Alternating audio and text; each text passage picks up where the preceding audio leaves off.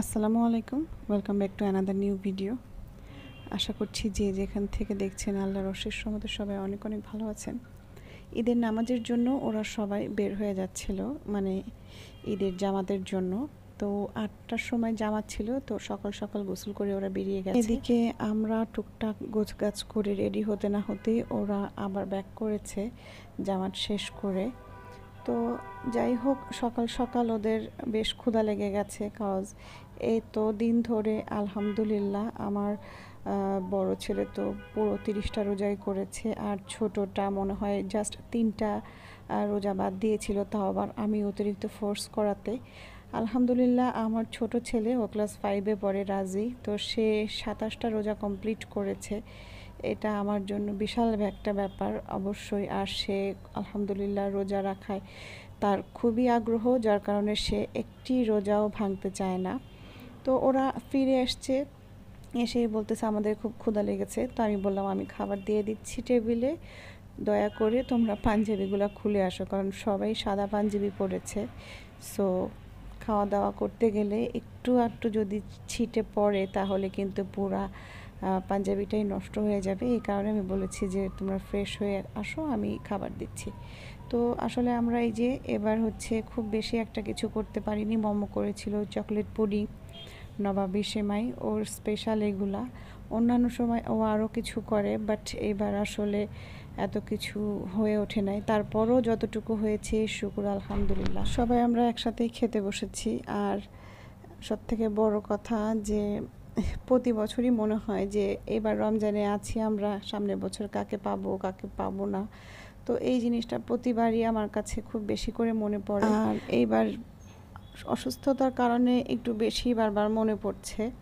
তো রাজিকে বলছি যে আব্বু, এতদিন পর তুমি 27 দিন পর সকালে ব্রেকফাস্ট করবে, সো তোমার কেমন লাগছে? তো বলতেছে হ্যাঁ মম, সত্যি আমার কাছে মনে হচ্ছে আমি এখনও রোজা আছি, এরকম একটা ফিলিংস। তো আমরা ভেবেছিলাম পরোটা অথবা লুচি করব, কিন্তু অনেক দিন পর যেহেতু সব নাস্তা করবে, যার কারণে সব ওরা রুটিটাই খেতে চাইলো। এই কারণে গরম গরম রুটি দিয়ে আমরা সব খাওয়া দাওয়ার নাস্তা কমপ্লিট করেছি। এইবার হচ্ছে সালামির পালা।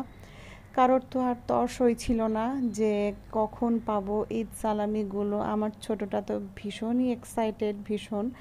আর তার সবথেকে বড় কথা, সে ঈদ সালামি পেলে আমার জন্য সর্বপ্রথম সে কোনো একটা সারপ্রাইজের ব্যবস্থা করে। এবারও তার ব্যতিক্রম ছিল না, বাট আনফর্চুনেটলি আমি আসলে ওই ক্যাপচারটা করতে পারিনি। সে আমার পছন্দের যে খাবার বেসিক্যালি সেইটাই সে আনার চেষ্টা করে। আমি নামাজে ছিলাম, কখন যে সে আজই হচ্ছে তার রাহির ভাইয়ার সাথে যেয়ে সে হচ্ছে আমার জন্য খাবারটা নিয়ে আসছিল, মানে স্ন্যাক্স। বেসিক্যালি আমি সিপির কিছু আইটেম খুব পছন্দ করি, বেসিক্যালি এটা হচ্ছে স্পাইসি থাকে, দ্যাটস ওয়াই।